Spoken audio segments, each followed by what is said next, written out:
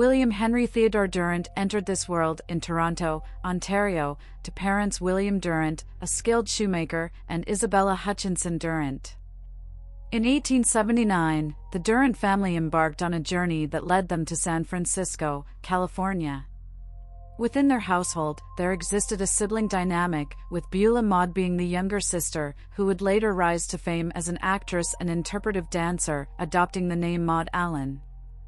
At the time of his apprehension, Durrant was a 23-year-old medical student enrolled at Cooper Medical College in San Francisco. He held the position of assistant superintendent at the Sunday school affiliated with the 21st Street Emmanuel Baptist Church, and he was an active member of the California Signal Corps. It is suggested that Durrant grappled with manic depression, and whispers of a darker facet to his character circulated. One rumor alluded to his occasional visits to San Francisco's commercial street brothels, where it was alleged that he, on at least one occasion, arrived with a sack or a small crate containing a pigeon or a chicken. In the midst of the evening's debauchery, it was claimed that he would methodically slit the bird's throat and allow its blood to flow over his own body. Blanche Lamont, born in 1875, embarked on a teaching career at the tender age of 20 in the one-room school of Hecla, Montana. Her pursuit of knowledge led her to San Francisco, where she resided with her aunt, Mrs. Tryphenia Noble, on 21st Street in the Mission District. On April 3, 1895, destiny intertwined her path with William Durrant at the Polk Street Electric Trolley stop, shortly after 2 p.m. They boarded the trolley together, attracting attention due to their apparent closeness. Witnesses noted Durrant whispering into Lamont's ear while lightly tapping her with his leather gloves. Their journey culminated at the 21st Street stop, where they disembarked and were spotted by Mrs. Mary Noble as they strolled down 21st Street toward the Emmanuel Baptist Church. The last person known to have seen Blanche Lamont alive was Mrs. Caroline Leake, who witnessed the pair entering the church together. Mrs. Leake later testified at Durrant's trial.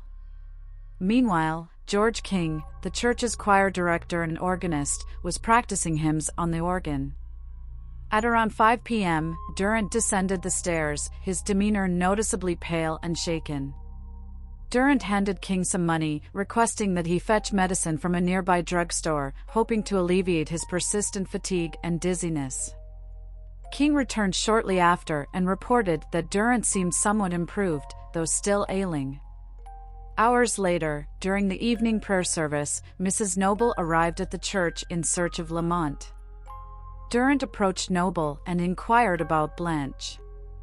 Concerned for her niece's well-being, Noble expressed her worry to Durrant.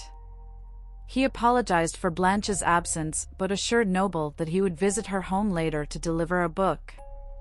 However, during this conversation, Durrant ventured unsettling theories, suggesting Blanche might have been kidnapped, lured into prostitution, or chosen such a path voluntarily, forsaking her religious values. Mrs. Noble found these notions bizarre and deeply unsettling, considering them highly improbable. The following day, Durrant attempted to pawn several women's rings at a pawn shop in San Francisco's Tenderloin district, later identified as belonging to Blanche Lamont. On that same afternoon, Mrs. Noble received an unexpected package containing Blanche's rings, oddly addressed to George King, the church choir director. The wrapping paper bore his name and concealed Blanche's missing jewelry. It was only 3 days after her disappearance that Mrs. Noble reported her missing to the police. As the last person seen with Blanche and following an earlier incident involving Durrant being discovered nude in the church library by a young woman from the congregation, the police summoned Durrant for questioning. Despite the absence of a body or concrete evidence of harm to Blanche, she remained classified as a missing person.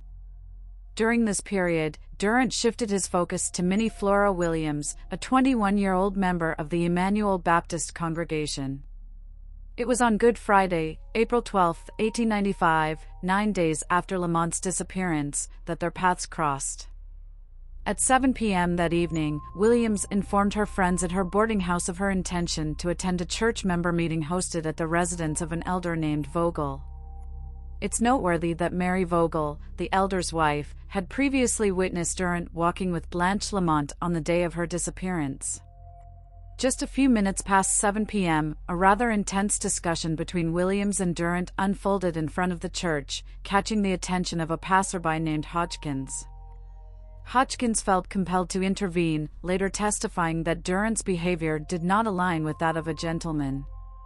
Eventually, the two individuals managed to calm down and entered the church together. At 9 p.m., Durrant arrived at the church elder's residence for the prearranged meeting. On a fateful Saturday, April 13th, while the church's female members were engaged in decorating the sanctuary for Easter Sunday, a chilling discovery was made. As one of the ladies opened a cabinet to retrieve some cups, an unimaginable horror unfolded before her eyes. A mutilated female body lay within. The immediate call to the police led to the grim identification of the victim as Minnie Williams. With a sense of dread, authorities launched an extensive search of the church premises, hoping to find clues and perhaps the missing Blanche Lamont, whom they now suspected might be present. Their efforts yielded nothing until a church member recollected that the belfry had not been examined. Venturing into the belfry, the police made the gruesome discovery of Blanche Lamont, nude, severely mutilated, with her head trapped between two wooden boards. Theodore Durrant, the last person seen with both murdered women, immediately became the focus of a manhunt. Durrant, however, had already left town to join his Signal Corps unit. He was apprehended the following day, on Easter Sunday, and subsequently charged with the murders of Blanche Lamont and Minnie Williams. The trial garnered widespread attention from major newspapers across the United States. A pivotal witness against Durrant was Blanche Lamont's sister, Maud Lamont. She provided a poignant account of her sister's life leading up to her disappearance, recounting how Durrant often escorted Blanche to and from church and how he had offered to aid in the search for Lamont after she went missing. The defense vigorously challenged Maud's testimony, particularly regarding Lamont's weight, claiming it was approximately 122 pounds, in contrast to their assertion that she weighed 140 pounds. They argued that it would have been impossible for Durrant to carry her up to the bell tower. Furthermore, Maud identified a diamond chip ring she had gifted to Lamont, which a man, purportedly Durrant, had attempted to sell. Durrant's attorney mounted a defense based on the absence of blood on his client or his clothing, and sought to shift blame onto the church pastor. However, despite Durrant's continued protestations of innocence and absence of any confession to the murders, he was convicted and condemned to hang by Judge Carol Cook. In 1897, Durrant was granted a temporary reprieve.